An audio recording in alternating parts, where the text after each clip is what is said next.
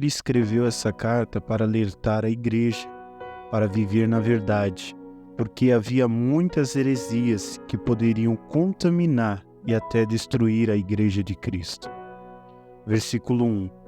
O presbítero, a senhora eleita e a seus filhos, aos quais amo na verdade, e não somente eu, mas também todos os que têm conhecido a verdade. João, escrevendo essa carta, se apresenta como presbítero, que significa ancião, aquele que supervisiona, aquele que cuida do rebanho de Deus. Esse termo presbítero era usado para quem ensinava e governava a igreja de Deus. Muitas pessoas acham que essa senhora eleita era uma irmã que se converteu ao cristianismo e na sua casa era realizado cultos.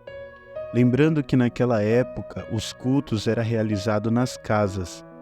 João diz que ele os amava na verdade. Era Jesus que ligava eles em amor, porque Jesus é a verdade. Aqueles que amam os seus irmãos amam a verdade. João diz que esta saudação era enviada por todos que têm conhecimento da verdade. Versículo 2. Por amor da verdade que está em nós e para sempre estará conosco. Os ensinamentos do cristianismo são eternos e não basta somente conhecer eles, se não permanecemos neles. Conhecer e permanecer são duas coisas diferentes.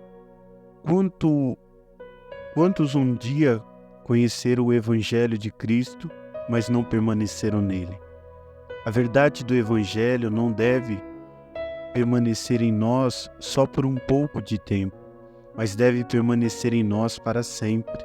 Não adianta começar bem e terminar mal, começar em Cristo e terminar com o diabo, começar no Espírito Santo e terminar vivendo na carne.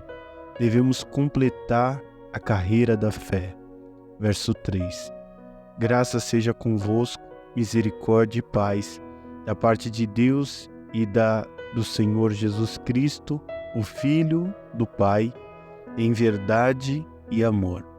João saúda os irmãos com a graça que é o favor de Deus para com os pecadores, com a misericórdia que é a compaixão de Deus por nós em nossa miséria, e com a paz que é o estado resultante da integridade quando o pecador e a miséria são removidos.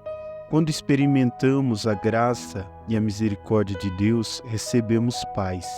Essa saudação é dada da parte de Deus Pai e do Senhor Jesus, seu Filho. Verso 4.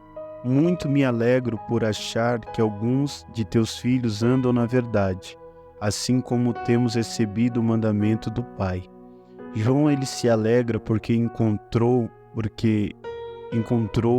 os irmãos em Cristo, filhos da Senhora, andando na verdade. João se alegrou assim como todo pastor se alegra, quando vê o rebanho de Deus andando na verdade, praticando a palavra de Deus. Eles não só haviam crido na verdade, mas demonstravam isso através da sua vida. Não adianta somente estudarmos as Escrituras se não colocarmos ela em prática. Se fizermos isso, nos tornaremos religiosos hipócritas. Dizer que somos cristãos e viver como tais é uma diferença muito grande. Verso 5. E agora, Senhora, rogo-te, não como se escrevesse um novo mandamento, mas aquele mesmo que desde o princípio tivemos, que nos amemos uns aos outros.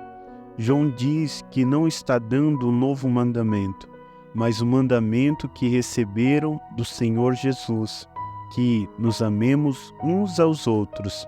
A verdade e o amor, eles andam juntos. Se cremos no Evangelho, amemos uns aos outros. Se não amamos, não conhecemos a Deus.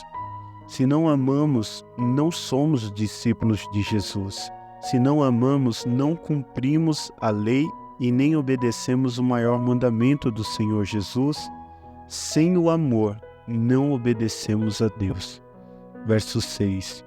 E o amor é este, que andemos segundo os seus mandamentos. Este é o mandamento, como já desde o princípio ouviste, que andeis nele.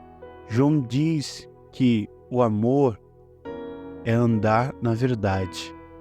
Amar é preservar os irmãos na verdade. Amar é corrigir os irmãos quando se desviam da verdade. Amar é cuidar para que nós e nossos irmãos não cometam erros que podem trazer consequências espirituais. Os cristãos podem ter opiniões diferentes, pontos de vistas diferentes, mas todos devem concordar com o mandamento de amar uns aos outros. É muito triste quando vemos um cristão que se diz amar a Deus e a sua palavra, mas odeia a seu irmão ou a sua irmã. Onde existe o amor de Deus nessa pessoa? Se não existe o amor de Deus, também não existe a verdade, porque o amor é a verdade. E quem anda em amor, anda na verdade.